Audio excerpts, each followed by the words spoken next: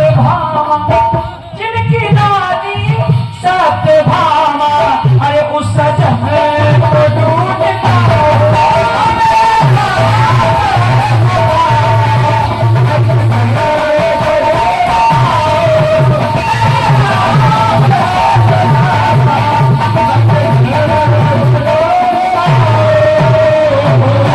मुकेश भाई, मैं यहाँ कार्यक्रम इसलिए नहीं बंद कर सकता।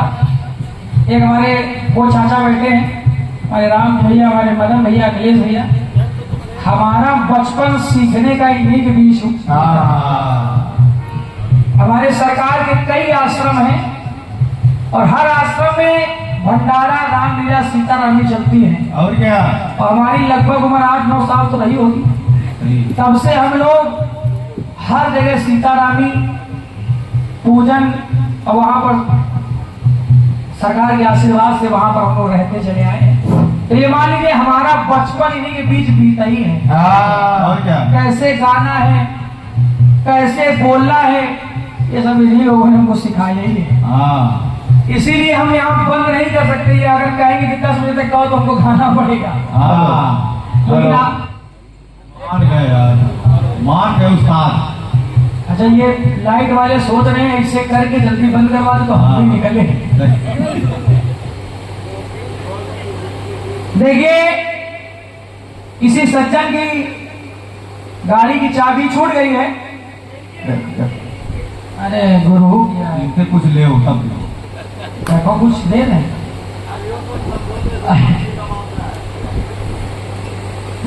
चाबी तो मतलब को पूछा नहीं।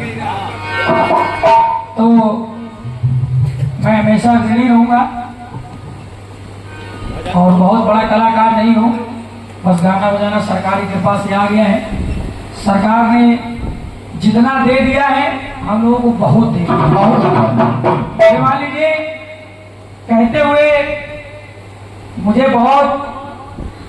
मैं बहुत भावुक हो जाता हूँ कि सरकार ने हमको यहाँ से उठाकर यहाँ ऊपर कर दिया।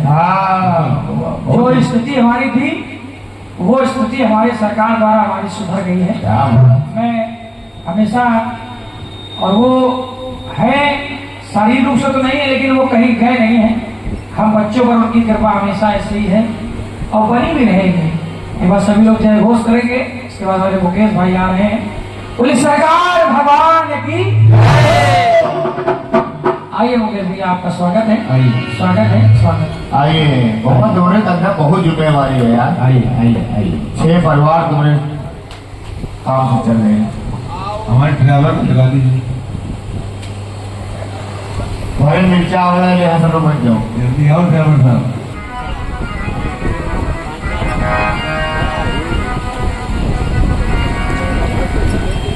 काजल दारू किरकिरा सुरमास होना जाना,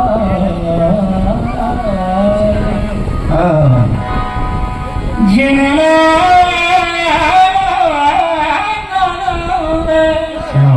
पिया बसे पूजा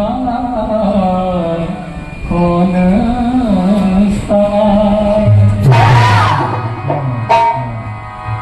मंगल का